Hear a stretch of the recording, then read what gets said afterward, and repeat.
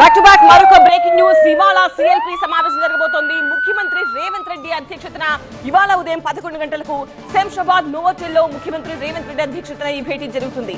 భూభారతి, సన్నబియ్యం, ఇంధనమిళ్లు, ఎస్సీ వర్గీకరణే ప్రధాన ఎజెండాగా సమావేశం కాబోతున్నారు. వీటితో పాటు పలు కీలక అంశాలపై చర్చించనుంది సిఎల్పి.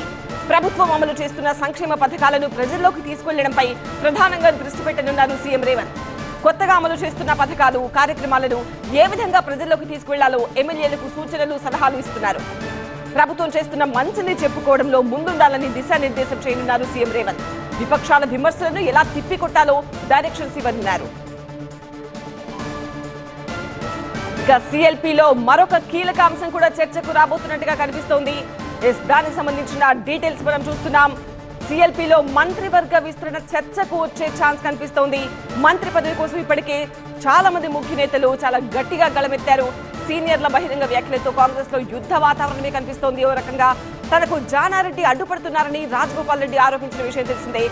అయితే జానాది అడ్డుకునే మనస్తత్వం కాదంటూ ఎమ్మెల్సీ శంకర్ నాయక్ కూడా ఆల్రెడీ కౌంటర్ ఇచ్చారు. ఇక గడ్డం బ్రదర్స్, ప్రేమ్ సాగర్ రావు మధ్య కూడా మాటల యుద్ధం కొనసాగింది. మంత్రి పదవి ఇవ్వకపోతే ఎమ్మెల్యేగా రాజీనామా చేస్తానంటున్నారు మల్రెడ్డి. ఇప్పటికే హైకమాండ్ కు లేఖలు రాశారు కొంతమంది నేతలు. సిఎల్పిలో సీఎం రేవంత్ రెడ్డి ఎలాంటి దిశానిర్దేశం చేయబోతున్నారో కూడా మరి కాసేపట్లో తెలియబోతోంది.